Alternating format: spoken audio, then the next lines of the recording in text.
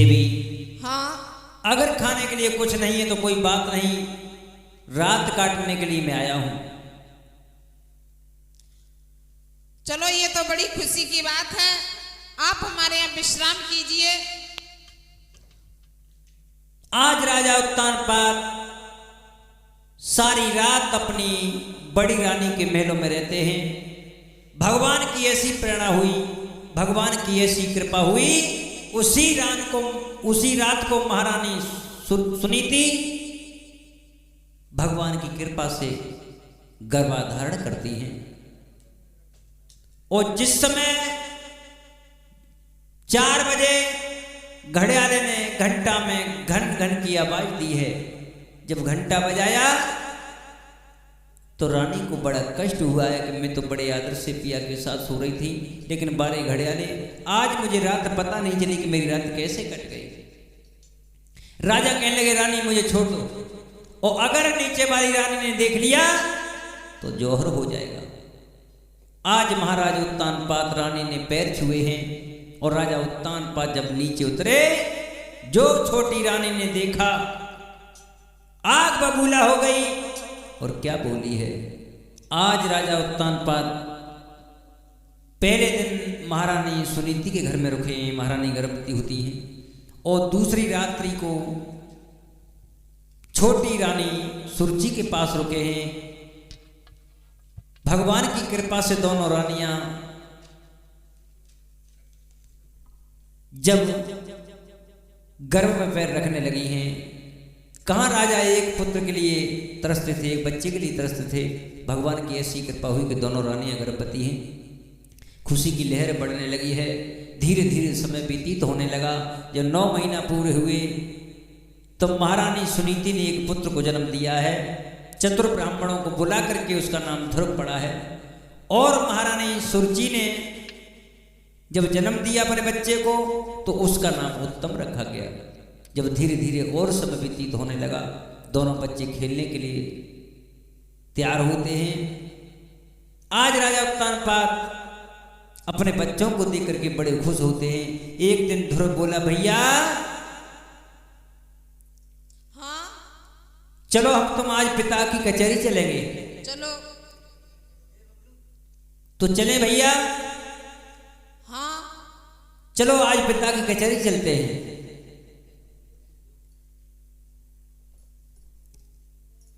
आज महाराज उत्तानपाद की कचहरी में जिस समय ध्रुव और उत्तम आए, हाय हाय, जो राजा उत्तानपाद ने आता हुआ देखा तो राजा पर रुका नहीं गया। जोड़ी बहुत सुंदर थी दोनों बच्चों की, और कोई भी पिता अपने बच्चे को आता देखता है तो हंस जाता है। अपने बच्चों को गोदी में ले लिया और महाराज ध्रुव को गोदी में बैठा करके लाड़ करने लगे। और उत्तम महाराज के पैरों के नीचे खड़ा हो गया, लेकिन वहां चुगला बैठा हुआ। चुगला ने कहा वाह भाई वाह, जो बांदी बन के रह गई है उसका तो बेटा राजा की गोदी में है, वो जो महारानी बन के रह रही है वो उनका बेटा नीचे खड़ा हुआ है। चुगला ने जाकर के कहा महारानी हाँ तुम्हें पता नहीं किस चीज की बोलो। तुम यहाँ बैठी हो हाँ और तुम्हारी सौत को लाला तुम्हारे पिया की गोदी में और तुम्हारा लाला नीचे खड़ा हुआ है। क्या कह रही है बांदी आप? तुम्हें पता नहीं? नहीं। तो जाकर के देख लीजिए। लो मैं अभी जाती हूँ।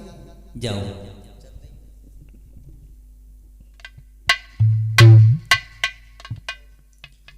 ए लड़के, क्या कहा?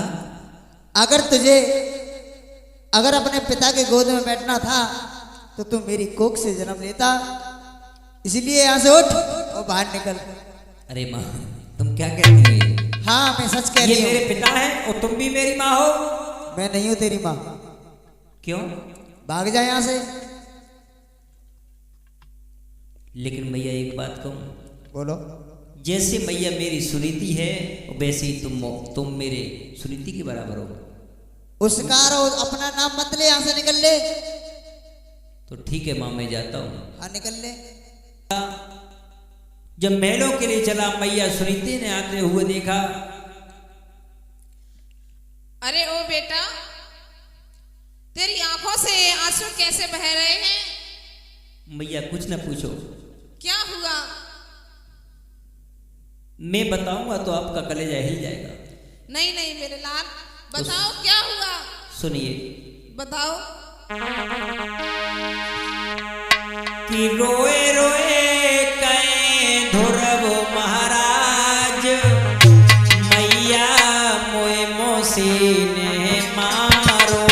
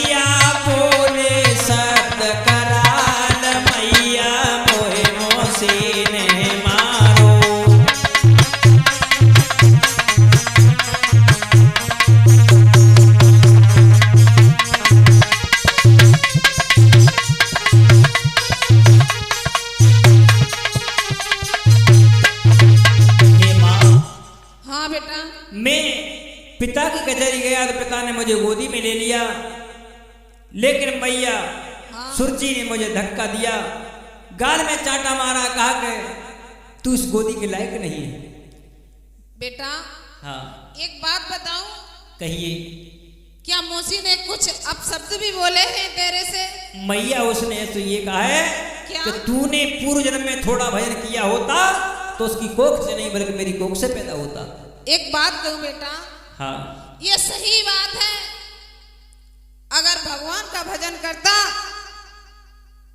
तो सुरची की कोख से जन्म लेता, लेकिन तू ये जानता है ये भजन क्या होता है? मैया उसने एक और बात कही है। क्या? उसने कहा है कि तेरे पिता नहीं है, लेकिन सुरजी ने एक बड़ी अच्छी बात कही है बेटा, ये सब नाते हैं हमारे तुम्हारे, ये सब नकली नाते हैं, असली परम पिता तो वो है जो सबका मालिक होता है, जिसने ये दुनिया सारी रचाई है। तो मैया एक बात पूछूं? बताओ। तू ये बता दे वो संसार का मालिक रहता कहाँ है माँ? बेटा वो हर जगह प्राप्त होता है, वो हम में है, तुम में भी है, तो मैया इस पेड़ में, इस पौधे में भी है। तो मैया सुन मेरी बात। क्या? मैया पूछे तो बताइयो मोई राम कहाँ पाऊं, कि सठौर बसे भगवान रे के जहाँ पे मैया जाऊं।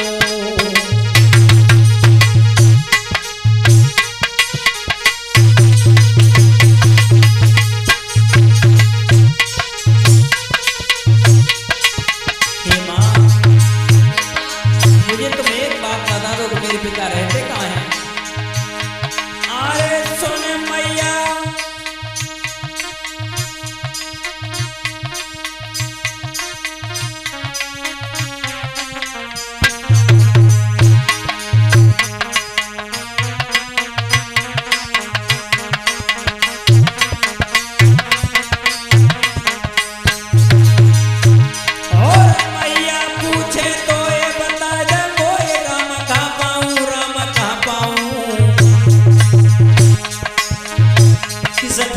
बसे भगवान जहाँ मैं जाऊं, किस ठोर बसे भगवान जहाँ मैं जाऊं।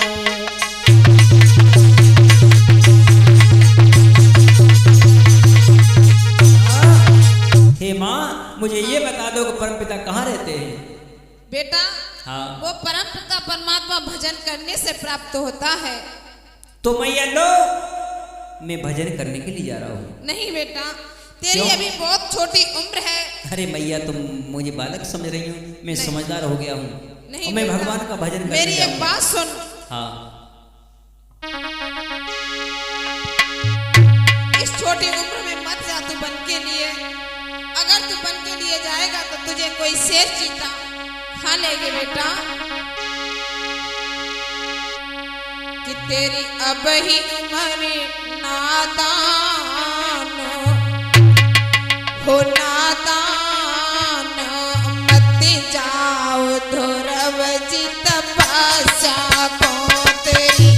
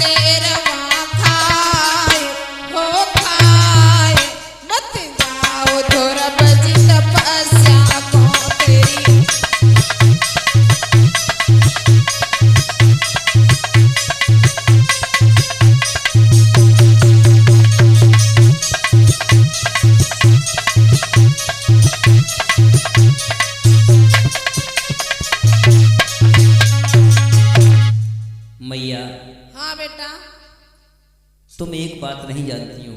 क्या? अगर भगवान ने मुझे जीवन दिया है तो मारने वाला कोई नहीं है। मुझे आप आज्ञा दीजिए और मैं भगवान का भजन करने वन में जा रहा हूँ। वो तो बेटा मुझे भी पता है कि जिसको राखे साइया और मार सके ना तो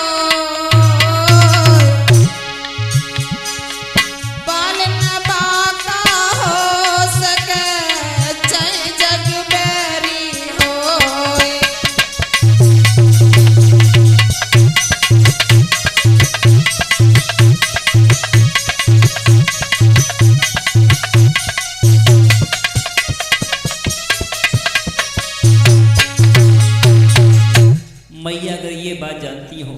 हाँ तो मुझे बेटा। आज्ञा दे दो। लेकिन बेटा ओ मैया सुनो, मैं तेरी माँ हूँ। तुम ये मन सोचो कि मैं तुम्हें भूल जाऊंगा। मैया हाँ सुन, बेटा। तुम ये मन जानना कि भूल जाऊंगा। तो सुनो, जो जिंदा मैया रहूं रे करूं फेरी फेरी,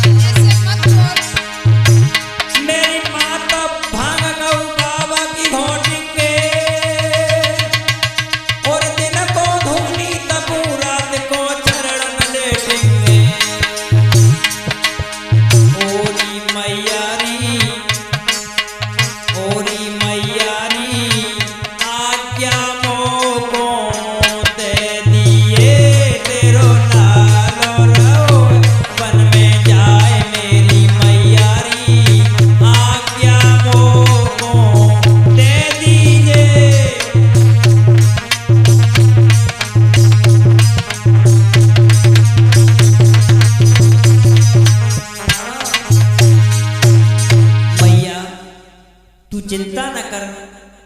मेरी माँ तो भांग बाबा की घोटेंगे और दिन को धूनी तपू रात को चरण लेटेंगे। मैया तू आज्ञा दे केवल। ठीक है बेटा, अगर तुम जिद कर रहे हो तो तुम्हें भगवान की प्राप्ति हो, मैं आशीर्वाद दे रही मैया हूँ। आपका आशीर्वाद काफी है। ध्रुव ने नन्हे हाथों से मैया के पैर छुए और ध्रुव वन में चले हैं। देवर्षि नारद मिल गए। देवर्षि नारद बोले, कौन है तू, कहां जा रहा है? हे बाबा जी, हाँ, मेरा नाम ध्रुव है ओहो, मुझे और लगता मेरी है। माँ का नाम सुनीति है। अच्छा अच्छा, तुम्हारी माँ भी एक दिन मरने के लिए जंगल में आई क्या? मैं मरने नहीं आया हूँ फिर गुरुदेव, मैं भगवान का भजन करने के लिए वन में आया हूँ। भजन? हाँ। बेटा तुम्हें पता नहीं, क्या तुमने कोई गुरु बनाया है? ये गुरु क्या होता है महाराज? बिना गुरु के भगवान की भक्ति नहीं होती और बिना गुरु के कल्याण भी नहीं होगा आपको, और तो भगवान की महाराज- प्राप्ति नहीं हो पाएगी। महाराज, हाँ, तो आप ही हमारे गुरु बन जाइए, और तो कोई यहाँ जंगल में है नहीं। लेकिन बेटा तुम एक बात जानते हो कि मेरे पास वेद मंत्र नहीं है, लेकिन 12 मंत्र देता हूं, याद कर लोगे? बिल्कुल। तो एक बार बोलना, ओम नमो भगवते वासुदेवाय। ये तो गुरुदेव मैं बोल लूंगा, कोशिश करूंगा। ओम नमो भगवते वासुदेवाय। इसी मंत्र का बेटे आपको जाप करना पड़ेगा और भगवान की प्राप्ति आपको हो जाएगी। जय हो गुरुदेव, मैं इस मंत्र का जाप करता रहूंगा, मुझे भगवान की प्राप्ति करनी है। तो मुझे आप चलो मैं तुम्हें जगह बताता हूँ कहाँ तप करना होगा। बता दीजिए गुरुदेव। आज देवर्षि नारद ने यमुना मैया के किनारे ध्रुव की बड़ी सुंदर पटकुटी बनाई है, बहुत सुंदर कुटिया बनाई, और ध्रुव का पद्मा आसन लगाने के बाद देवर्षि नारद चले जाते हैं। ध्रुव महाराज तपस्या करने के लिए बैठ गए। पहला आसन ध्रुव का 15 दिन का लगा। 15 दिन बाद नेत्र खुले तो भूख लगी है, लेकिन केत का फल पका पड़ा है। ध्रुव ने फोड़ करके थोड़ा सा गूदा खाया, थोड़ा सा पानी पी के फिर भक्ति करने बैठ गए। दूसरा आसन ध्रुव का 3 महीने का लगा। जब 3 महीने बाद नेत्र खुले, ध्रुव ने फल भी नहीं छुआ, सूख करके जब खाक हो गया तो उसको हथेली पे फंकी पीस करके और फंकी मार करके ध्रुव ने 4 अंजुल पानी पी के ध्रुव तपस्या के लिए बैठ गया। तीसरा आसन ध्रुव का 6 महीने का लगा, लेकिन 6 महीने बाद ध्रुव के नेत्र खुले तो पत्ते भी नहीं छुए, और ध्रुव ने ऊर्ध्वा भुजा एक पैर पे खींचता हुआ ध्रुव चला गया। ऊर्ध्वा भुजा हो गई, एक पैर के अंगूठे पे ध्रुव खड़ा हो गया। लेकिन हुआ क्या?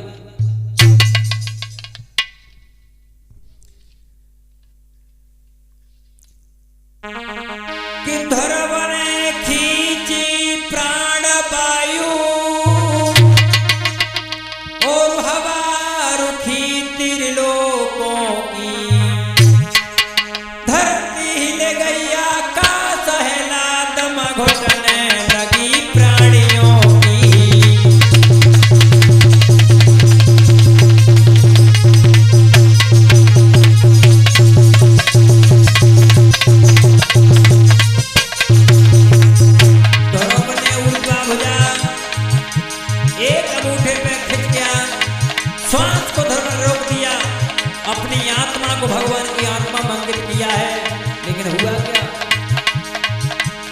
जीवों की आंखें पथराई, एड़ियां भी छटपटा उठे।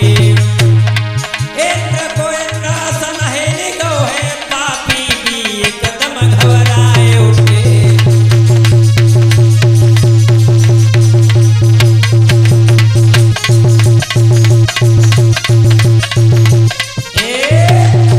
आज ध्रुवकी ने जब प्राणवायु को खींचा, जीवों की आंखें फतराने लगी, इंद्र का सिंहासन हिलने लगा। इंद्र सोचने लगे ये कौन है जो मेरे सिंहासन को हिला रहा है। तब तक देवर्षि नारद आ गए। नारद ने कहा कि तुम्हें नहीं पता है कि महाराज उत्तानपाद का पुत्र भगवान का भजन कर रहा है। हाय हाय, जो इंद्र ने कहा अपनी अप्सराओं को आवाज लगाई, रंभा, उर्वशी, शीला, साधना, संतोषी, जब आवाज दी है तो अप्सरा सामने आ गई और कहने लगी, कहिए महाराज क्या कह रहे हो? अप्सरा ध्रुव की तपस्या को भंग करने के लिए चली है।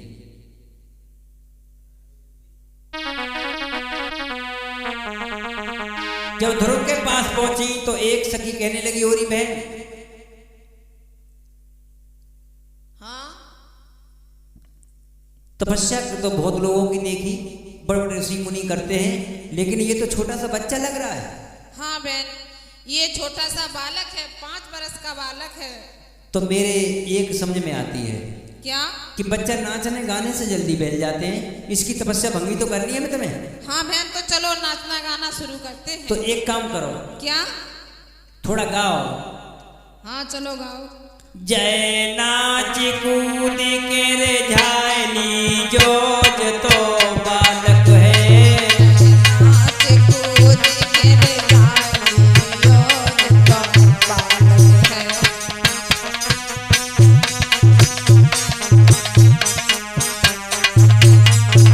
और बहन, ए सांप में सांप बन गई, देख सांप ने बन के लला पे फुसकारे, सांप ने बन के लला पे फुसकारे, ध्रुवन तन गऊ पलक उघारे,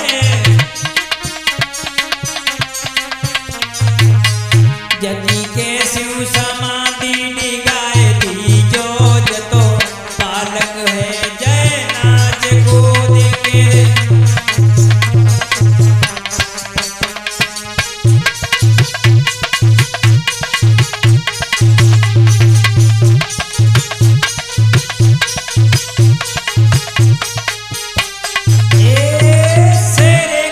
शेर बन गई, शेर ने बन के लला पे गुर्रावे, शेर ने बन के लला पे गुर्रावे, लेकिन ध्रुवन पलक डिगावे, लेकिन ध्रुवन पलक डिगावे, जगी के शिव समाधि डिगाए दी जोरे जतो बालक है। जय नाच कूद के रे झायली जो, नाच कूद के मनाए जोज तो पारो है।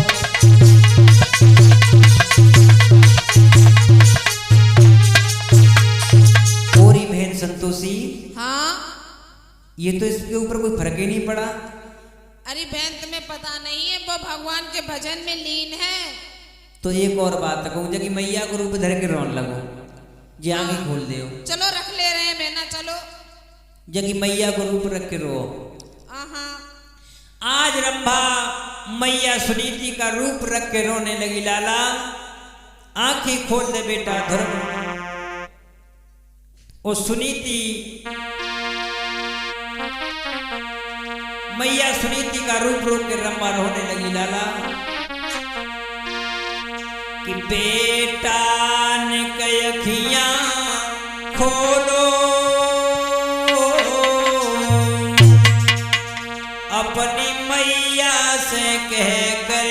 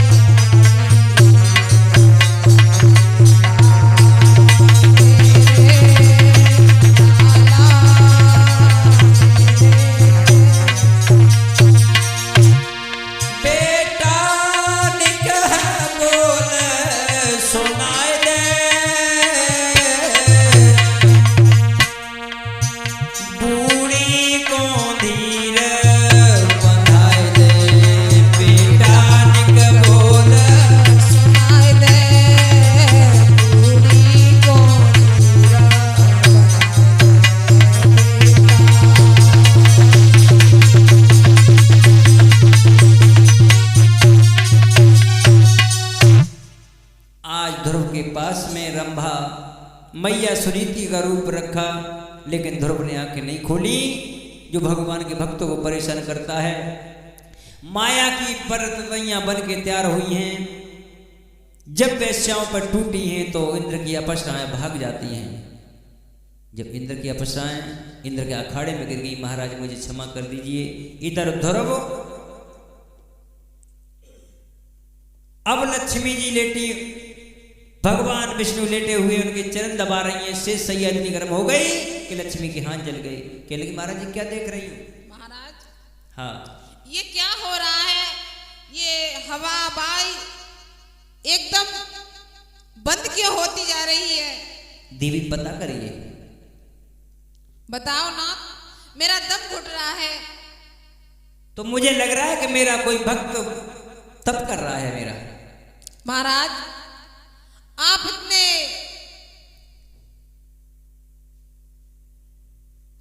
तब तक देवर्षि नारद आगे कहने लगे तुम यहीं लक्ष्मी के पास लेटे रहते हो, तुमको जरा भी फिक्र नहीं है कि कोई तुम्हारी तपस्या कर रहा है या नहीं कर रहा है। तुम्हारा एक भक्त तपस्या कर रहा है महाराज, जल्दी जाकर देखो। जो भगवान ने अपने प्राणायाम को खींचा, समझ गए वाह भाई वाह, राजा उत्तानपाद का पुत्र मेरा तप कर रहा है। आज भगवान विष्णु ने बिल्कुल देरी नहीं लगाई और तुरंत गरुड़ पर सवार हुए और महाराज ध्रुव के पास पहुंचे। लेकिन ध्रुव की ऊर्ध्वा भुजा जब ऊपर है, खड़ामुओं से भगवान ने उसके पैरों के पास ठक ठक की आवाज की है, लेकिन ध्रुव ने आंखें नहीं खोली। भगवान ने अपने प्राणायाम को खींचा तो ध्रुव हाय पिता कह के जमीन पर गिर गए। भगवान ने उनको गोदी में ले लिया। बोलिए भक्तवत्सल भगवान की।